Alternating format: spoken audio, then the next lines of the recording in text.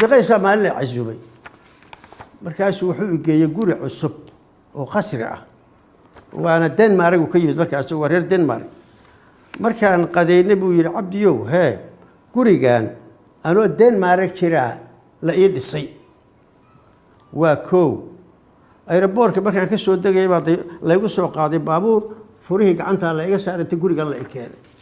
haye nin reer koonfur sida ma yeeli karaa buu yiri nin abwaana sida ma yeeli karaa markaas aan haa markaasuu yiri ii sheeg hadii markaas aan way imaan doontaa dib ma leh